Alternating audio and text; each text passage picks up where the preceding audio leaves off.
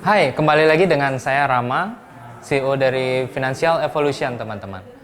Hari ini kita akan membahas masih tentang analisis saham, teman-teman. Tapi kita akan bahasnya dari sisi fundamental ya. Tentang bagaimana caranya menganalisis laporan keuangan, teman-teman. Oke, namanya kita berinvestasi di saham, kita istilahnya taruh dana kita di sebuah perusahaan atau berinvestasi di sebuah perusahaan tersebut. Hal yang paling pokok yang pertama teman-teman harus lihat adalah dalam sebuah perusahaan, itu adalah yang pertama, laba bersih. Bagus nggak sebuah perusahaan itu laba di 1 tahun berjalan, misalnya begitu teman-teman. Bagaimana menurut teman-teman?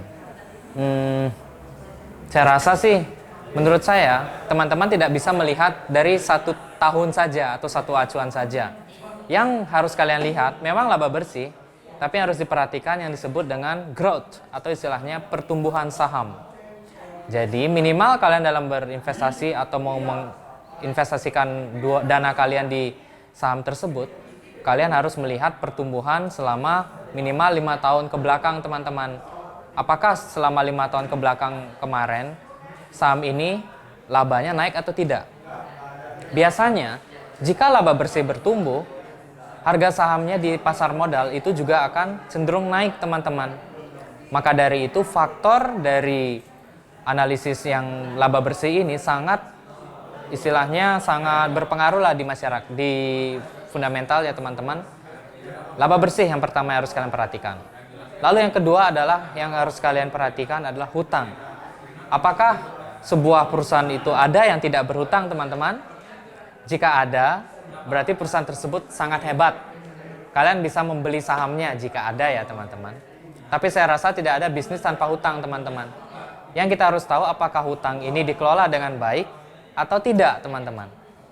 Ada beberapa perusahaan yang istilahnya dapat mengelola hutangnya dengan baik, perputaran hutangnya dengan baik, lalu menghasilkan laba yang signifikan terhadap perusahaannya, dan juga menaikkan harga sahamnya dalam waktu jangka panjang. Ada tipe-tipe perusahaan yang seperti itu, teman-teman. Hutang itu juga kalian harus perhatikan tidak hanya dalam waktu 1 tahun saja, tapi harus melihat 5 tahun ke belakang, teman-teman. Akan lebih baik jika hutang bertumbuh diiringi dengan laba bersih yang juga bertumbuh, teman-teman. Jadi jangan hutangnya lebih besar daripada labanya ya, itu harus hati-hati. Kalau kalian istilahnya menemui perusahaan yang seperti itu harus kalian cek ulang lagi ya teman-teman.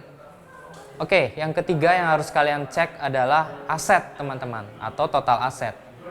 Karena dalam halnya di bisnis ataupun kita sendiri, aset itu merupakan sesuatu yang digunakan untuk mendapatkan nilai tambah ke diri kita. Misalnya contoh, kalau kita pribadi punya mobil, itu bisa disebut aset atau biaya, teman-teman.